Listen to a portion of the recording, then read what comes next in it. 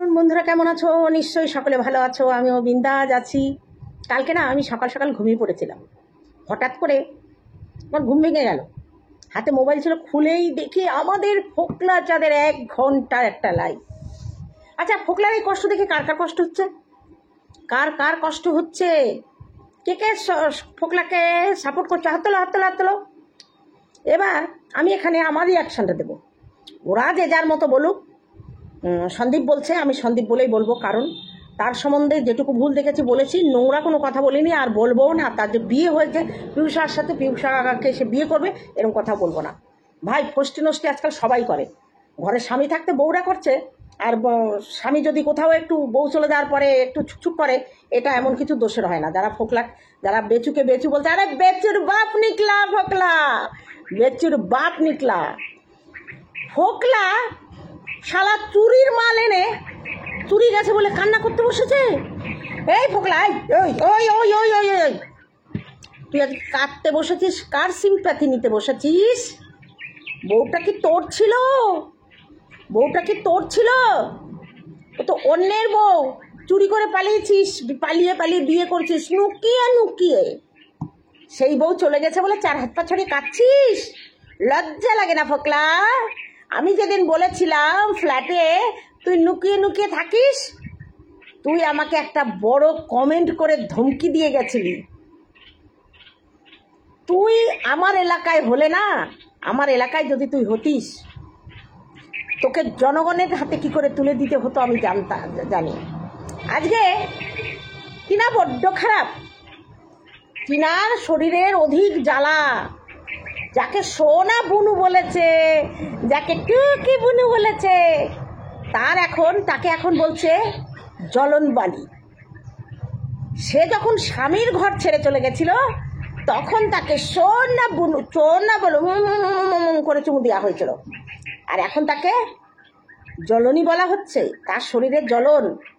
আজকে ফোকলার সঙ্গে যদি টিনের দেখা না হতো, না সংসার ছেড়ে যেত, না আজকে তার শরীরটাকে উন্মুক্ত করে সবাইকে এইভাবে নাচাতো না, এইভাবে নাচাতো না। 5 বছর ছিল, দেমাগ দেখিয়েছে, দেমাগ দেখিয়েছে, কিন্তু এটা কোথাও শুনিনি যে সে আরেকজনের সঙ্গে ফষ্টি নষ্টি করেছে। এটা শুনিনি। জানি না এটা সন্দীপ বুঝতে পেরেছিল কিনা, আগে এরকম কোনো ঘটনা আছে কিনা।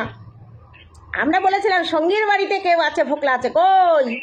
তখন যে ঢেকেছিল যারা, সবাই অনেকেই ডেকেছিল, না সঙ্গীর বাড়িতে কেউ নেই। যে মেয়েটা এসি ঘরে থাকে, সে গিয়ে একটা ভাঙা চোরা বেড়া ফুটো সেই খাটে গিয়ে মজা লোটার জন্য শুধু গেছে। এই পাখিতে কি করছে? এই স্লাইডার দেয়া তো, এবার স্লাইডার ওই পাশে ও যদি এসে দেখে, ওর নিজের ছবি দেখতে পায়, ওভাবে ওখানে আরেকটা পাখি ঠক ঠক করে। একেবারে সকালবেলা ঘুম থেকে ওঠার আগে ওরা সেই বজ্জাতিগুলো করে। এখন এই চিরুনির মতো একটা চিরুনি ওখানে ছুঁড়ে মারলেও পালিয়েছে। যাই হোক, তা ফোকলা এখন সমস্ত কিছু বলে দিয়েছে। আরে বাবা, দোষ করেছে টিনা আর ফোকলা, কিন্তু যেগুলো ঢেকেছে, যারা ওই গু চাপা দিয়েছে যেগুলো, তারা আজকে এসে টিনাকে গালাগালি দেয়। লজ্জা করে না, তাই না? লজ্জা করে না। তখন সতী ছিল, তখন ডোমেস্টিক ভায়োলেন্সের শিকার ছিল। বাচ্চা মেয়েটা কি কষ্ট পেয়েছে। বিয়ের পরের দিনই শ্বশুরমশাই না স্বামী বলেছে, জীবনে কোনোদিন বেসিন দেখেছ? এইসব কথা বানিয়ে বানিয়ে বলা হয়েছে। শ্বশুর বাড়িতে কার না খুনসুটি হয়? যারা ঢাকতে চেয়েছিল তাদেরও হয়, তবু তো তারা মাটি কামড়ে পড়ে আছে। কেন, কিসের জন্য থাকতে হয় এরকম? সব সময় নিজের মতো করে সব কিছু পাওয়া যায় না। আজকে ওই মেয়েটা হচ্ছে মহা ধরিবাজ মেয়ে। এই টিনকে বলছি, তার শাশুড়িকে বাজারে যেভাবে নাঙ্গা করেছে, যেভাবে শ্বশুর মশাই, যেভাবে স্বামীকে ও ছোট করেছে, ওর এটা প্রাপ্য। আর ফোকলার তো কোনো কথাই হবে না। ফোকলাকে গণধোলাই দিলে তবে ওর শাস্তিটা ঠিক হয়। আজকে উনি ওয়াইটিতে এসে ইনকাম করছে। কাকে বেচে? টিনকে বেচে। বলেছিল না তোর স্বামী তোকে বেচে ইনকাম করছে, আর সন্দীপ বলেছিল যে এমন একটা দিন আসবে তাকে খেয়ে চুষে ছুঁড়ে ফেলে দিয়ে তাকে বিক্রি করবে। আজকে সেই দিনটা, আজকে সেই দিনটা। কিতনে আদমি থি সর্দার, 2 ঘন্টার জন্য রিজার্ভ রুমে রেখে পায়ের ওপর পা তুলে কিতনে আদমি থি। আর এখন বলেছিল না সন্দীপ একদিন ওর পায়ে এসে লুটাবে, ওকে সন্দীপের পায়ে লুটতে হবে, লুটাতে হবে। এখন যদি 498A কেস এইসব প্রুফ যদি ও কোর্টের হাতে তুলে দেয়, ওই ফোকলা টিনের দুজনেরই 5 বছর সশ্রম কারাদণ্ড প্লাস জরিমানা হবে 5 থেকে 7 বছরের। এখন কিতনে আদমি থি সর্দারনি। এরপরে আসি টিনের বাবার একটা কথা, যেটা ফোকলা বলল ত্যায্য কন্যা করেছে। কোর্টে গিয়ে ওর বাবা ত্যায্য কন্যা করেছে আর কোর্ট থেকে আর ফোকলা ওকে নতুন বউ করে নিয়ে চলে গেছে। তা ওর বাবা ত্যায্য কন্যা কেন করলো? কারণ ওর বাবার ইচ্ছা ছিল বাচ্চাটাকে আনার।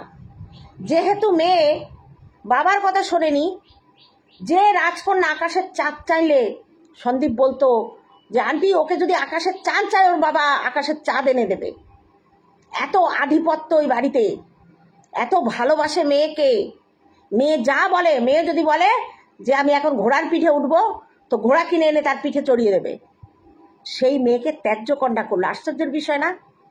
সম্পূর্ণ ফোকলাকে ব্ল্যাকমেল করেছে। আর ও চাইছিল সন্দীপের ছেলেটা যদি ওরা নিতে পারে সন্দীপকে জব্দ করবে।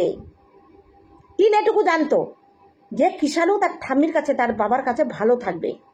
এই জায়গাটায় কিন্তু টিন নিজের স্বার্থই দেখুক আর যাই দেখুক, ও কিন্তু বাচ্চাটার সেফ জায়গায় রেখে এসেছিল যে এ আমার কাছে সেফ নয়, না ফোকলার কাছে, না আমার বাবা মার কাছে সেফ নয়। কিষাণু একমাত্র সেফ তার নিজের বাড়িতে, তার ঠাম্মির কাছে, তার দাদুর কাছে, তার বাবার কাছে। সেই জন্য ও কিন্তু এই কেস টেস দিয়ে এই বাচ্চা আনার কোনো চিন্তা করেনি। পরে তো ওকে ওস্কানো হয়েছে বগদাদা ওর বাবা মিলে। ওর বাবার ধান্দা ছিল, সবসময় তো মেয়েকে দিয়ে ধান্দা করে খাওয়ায়, তাই এটাও ধান্দা ছিল যে খোরপোশ নেবে সন্দীপের কাছ থেকে ছেলের খরচ বাবদ। বাচ্চাটাকে রাখবে, সন্দীপ দেবে খোরপোশ, ওদিকে মেয়েকে তুলে দিয়েছে ওই ফোকলার হাতে। মেয়ে ইনকাম করবে, মেয়ে দেবে বাবাকে খরচ ছেলের জন্য। দুদিক থেকে খরচ দিয়ে ওই দালাল, বাপ রূপী দালালের সংসারটা হাসি খেলায় চলে যাবে। নিজের 1 পয়সাও খরচা করতে হবে না। বোঝা গেল কেন ত্যায্য কন্যা করেছিল। এবার শুনে নাও, দালাল বাবা, দয়াল বাবা কলা খাবা গাছ লাগাইয়া খাও। আর এই দালাল বাবা কলা খাইছে, গাছ লাগাইয়া খাইছে, মাইয়েরে দালালি কইরা অনেক টাকা খাইছে। তা শোনো দালাল বাবা, এখন ত্যায্য পুত্র ত্যায্য কন্যা কোনোটাই হয় না। তুমি যদি তোমার কন্যাকে ত্যায্য করে দাও আর তুমি যদি এখন টেসে যাও না, তোমার ওই সম্পত্তির ক্লেম যখন তোমার মেয়ে করবে, ওই ত্যায্য কন্যার সার্টিফিকেট ফুস, ওটা ছিল সম্পূর্ণ আইওয়াস। ফোকলাকে তার মেয়েকে বিয়ে করতে বাধ্য করা আর অ্যাডভান্টেজ দেওয়া সন্দীপের কাছ থেকে খোরপোশের। এটাই ছিল ওই দালাল বাবার ইচ্ছা। কিন্তু টিন তো দালাল বাবাকে খুশি করতে পারেনি। বাড়ি থেকে মেরে ধরে তাড়িয়ে দিয়েছিল, দাদা তাড়িয়ে দিয়েছিল।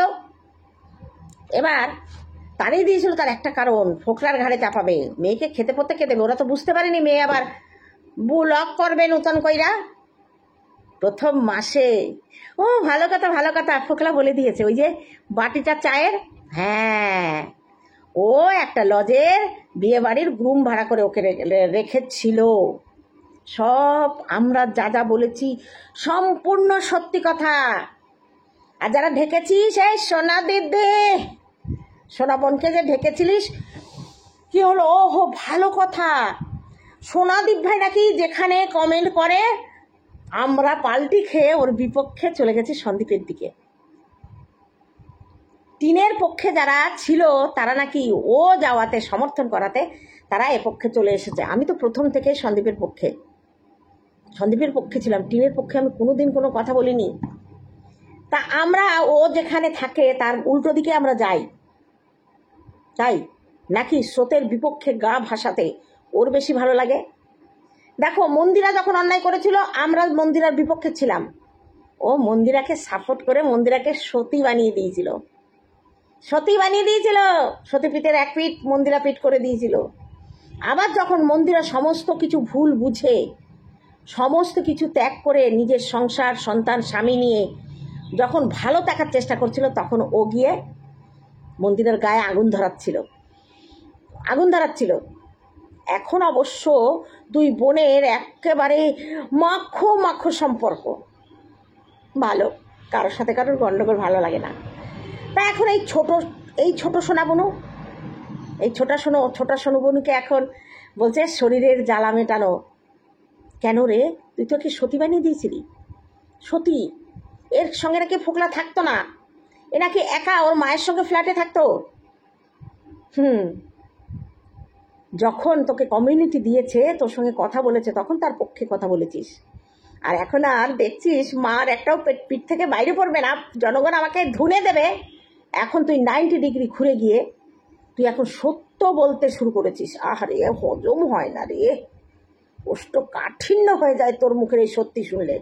এসব সত্যি আমরা আগে বলে রেখেছি, এসব সত্যি আমরা 1.5 বছর আগে বলে রেখেছি। তুই তো আমাদের বলা কথাগুলোকে সিলমোহর দিচ্ছিস। শুভবুদ্ধির উদয় হয়ে যায় নাকি ভিউজের জন্য পাল্টে খেয়েছিস? কোনটা? তোর শুভবুদ্ধির উদয় হবে না। আজকে আরসের চ্যানেলে স্ট্রাইক দিয়ে গায়ে জ্বালা মিটিয়েছিলি, আরস ওই টিনকে নিয়ে ভিডিও করতে বলে। আর এখন আরসের কথায় তুই সিলমোহর দিচ্ছিস। তুই কোথায় নেমে গেছে দেখেছিস? তোর অস্তিত্ব কোথায় আছে? তোর অস্তিত্ব বলে কিছু নেই। তুই একটা মেয়ে, ভালো মেয়েকে দিনের পর দিন নোংরা করেছিস, আর নোংরা মেয়েগুলোকে দিনের পর দিন আঁচল দিয়ে ঢেকেছিস। এই হচ্ছে তোর আসলিয়াত। যাই হোক, তোকে আর কিছু বেশি বলবো না। তুই যে ভুল বুঝেছিস, এটাই শান্তি, আর কিছু হোক না হোক। যাই হোক, এবার আসি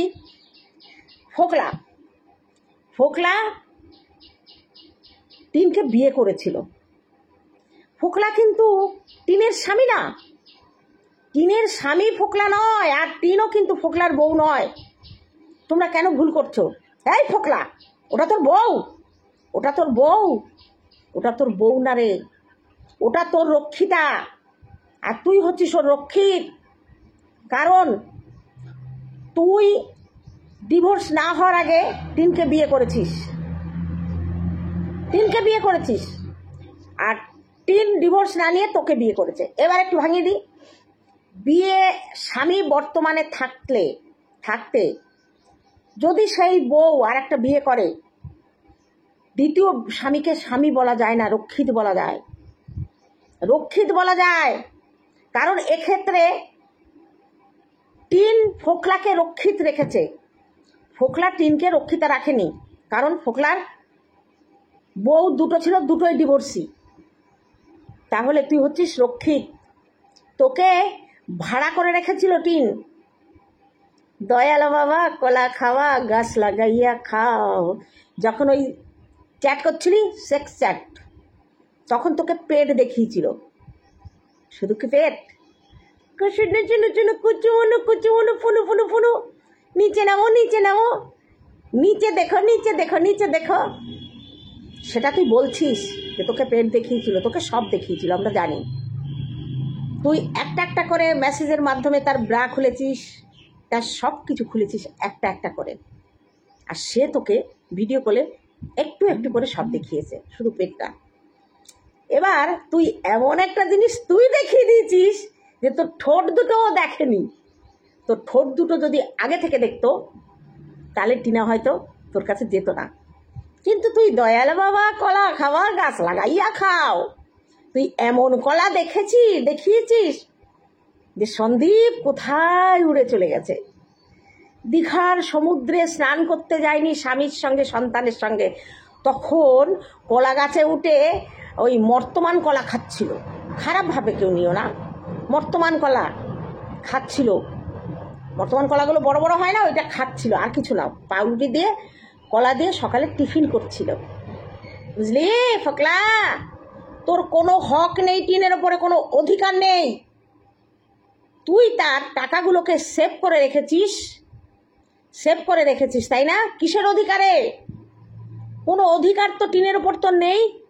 তাহলে কোন অধিকারে তার টাকা তুই নিজের অ্যাকাউন্টে সরিয়েছিলি, সেভ করে রেখেছিলি? সে তার বাবা মাকে দিচ্ছিল, দিক। তার টাকা সে কাকে দেবে না দেবে তোকে বলে দেবে? এত কিছুর পরেও তুই এখন তাকে ডাকছিস। সে যদি আসে তুই তাকে গ্রহণ করবি কেন রে? কেন রে? ডিমপাড়া হাঁস চলে গেছে, বড্ড কষ্ট হচ্ছে, ইমোশনালি ব্ল্যাকমেল করে তাকে ডাকছিস। তোকে এক পুরীতে ছেড়েতে তোর থেকে লম্বা পেয়েছে, চলে গেছে। বুঝেছিস কি বলেছি? বুঝেছিস? এর থেকে বেশি ভাঙিয়ে বলার ক্ষমতা আমার নেই।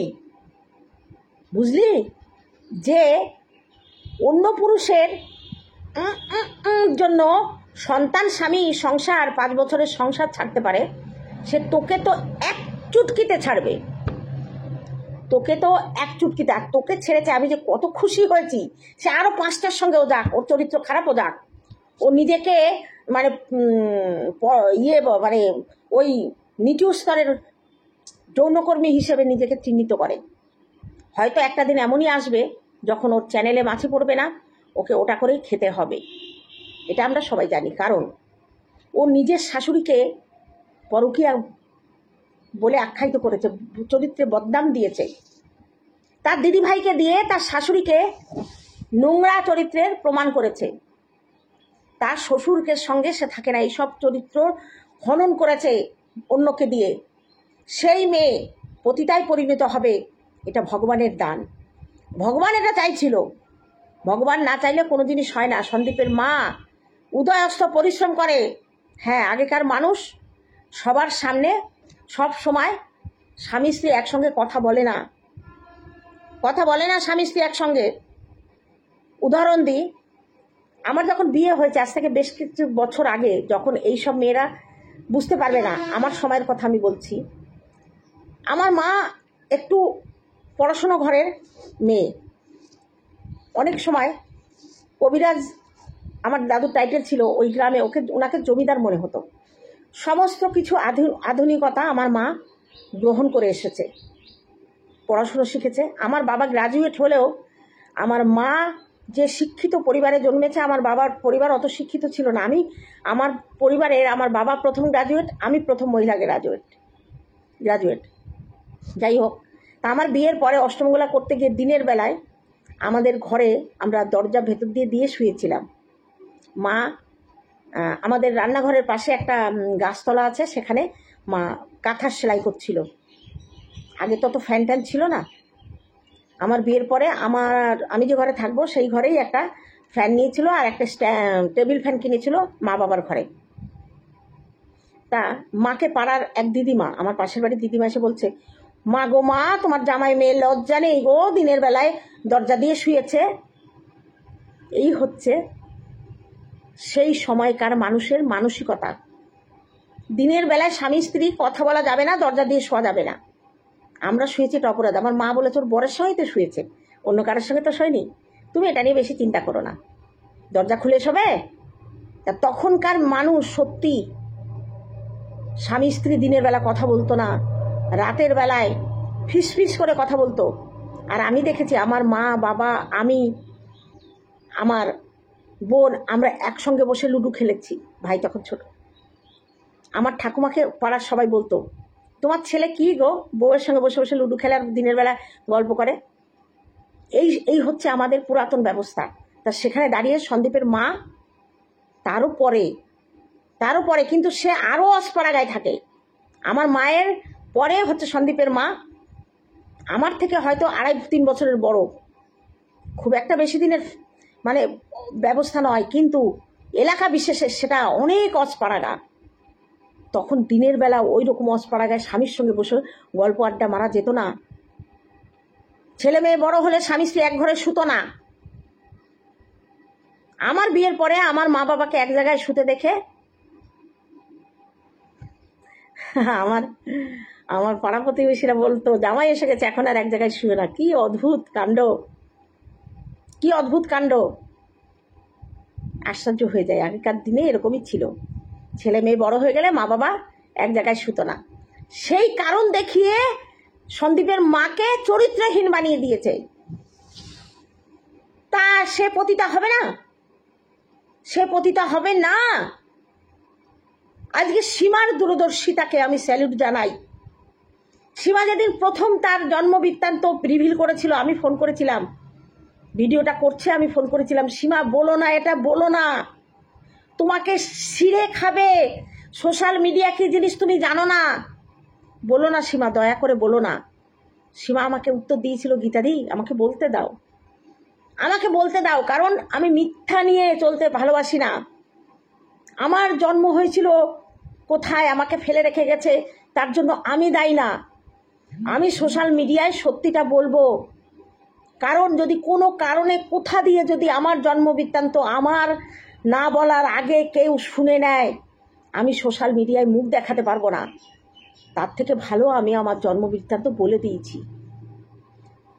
আজকে যারা ভালো পরিবারে জন্ম নিয়ে শিক্ষা দীক্ষায় বড় হয়ে তারা যে কালচারে দেখায়, তারা যে কালচার দেখায়, তারা যে লাইফস্টাইল দেখায়, সেই তুলনায় সীমা অনেক ভদ্র, সংসার করছে, ছেলে মেয়ে মানুষ করেছে, স্বামীকে যত্নে রেখেছে।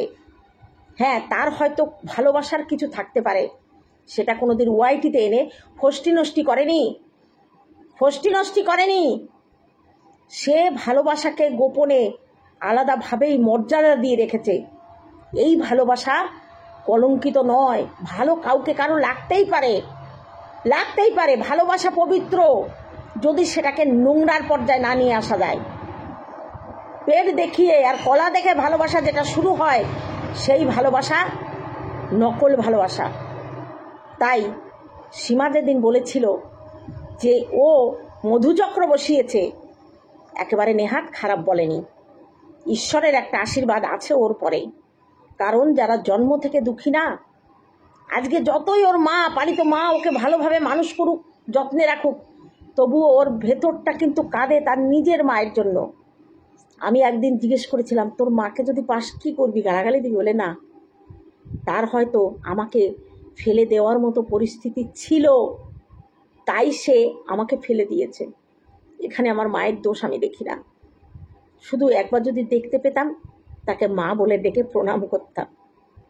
এই হচ্ছে মানসিকতা সীমার। পড়াশুনো জানে না খুব, ঘরে বসে শিক্ষিত হয়েছে যতটুকু হোক। সেই সীমার জ্ঞান বুদ্ধি বক্তব্য দেখে আমি মাঝে মাঝে অবাক হয়ে যাই, অনেক শিক্ষিত মেয়েরাও এটা পারে না। যাই হোক, আমি এখানে সীমার গুণগান করতে বসিনি, ইমোশনাল হয়ে গেছি, কুল, এত ইমোশনাল হওয়া যাবে না। এবার আসি টিনার মায়ের কথা। অ্যাকচুয়ালি নোংরা মেয়ে ছেলে হচ্ছে টিনের মা। মায়ের জন্য মেয়ে এরকম হয়েছে, ফোকলাকে প্রেশার দিয়ে মেয়েকে ঝুলিয়ে দিয়েছে ফোকলার ঘাড়ে। আর ফোকলার সব কথা আমি বিশ্বাসও করি না, কারণ ও হচ্ছে একটা লম্পট, দুশ্চরিত্র, মাতাল, চরিত্রহীন চোর, কবিতা চোর, বউ চোর, আর কি বলবো। যাই হোক, এই যে বিয়েটা ফোকলা করেছে, এটা একমাত্র তার মায়ের জন্য। তার মা মেয়েকে পরপুরুষের সঙ্গে অভিসারে পাঠিয়ে দিয়েছিল, সেটা আমরা সবাই দেখেছি। গয়না নিয়ে যায়নি, গয়না তো নিয়ে গেছে, তার চাক্ষুষ প্রমাণ আমি সেই কানের দুল দিয়ে দেখিয়ে দিয়েছি, গয়না নিয়েও গেছে। যাই হোক, আমি বলবো এখনো সময় আছে ফোকলা, তুই টিনের চিন্তা করিস না, টিন তার মতো যা করে করুক। ওর এখন একজনে তুই নেশা ধরিয়ে দিয়েছিস, তুই যে কলার নেশা ওকে ধরিয়েছিস, ও এখন একের পর এক কলা পাল্টাবে। দয়াল বাবা কলা খাবা, গাছ লাগাইয়া খাও। এখন কেউ গাছ লাগায় না, রেডিমেড কিনে খায় বাজার থেকে। আর আমার তো সুগার আছে, আমি কলা খেতে পারি না। আমি খাওয়ার কলার কথা বলছি, তোমরা কেউ খারাপ পেও না। তা ফোকলাকে জুতো মারো। ও বলেছে তোমরা আসলটা জানতে পারলে টিনার মুখে থুতু দেবে। থুতু তো তোর মুখে দেবো, ওয়াঠু ফোকলা, কারণ ওই মেয়েটাকে বাইরে বের করে এনে তুই নষ্ট করেছিস। হ্যাঁ, এবার বলতে পারো ও নষ্ট হলো কেন, ওরও দোষ ছিল, কোথাও খামতি ছিল, আর খামতি হলেই সেই খামতি পূরণ করতে লাভ দিয়ে পরপুরুষের ঘাড়ে চেপে বসাটাও সঠিক কাজ নয়। তা যাই হোক, এইটুকু আপাতত থাকলো, দেখা হবে অন্য কোনো ভিডিওতে। ততক্ষণে তোমরা থাকো, আর ফোকলার ভিডিওতে ভিউ দিও না, ওর ভিডিওতে ভিউ দিও না তোমরা, আমাদের কাছে শোনো, আর ওকে গিয়ে জুতো মেরে চলে আসো। আর টিনের মাকে বেশি করে জুতো মারো। টাটা আমার ভিউয়ার্সদের জন্য।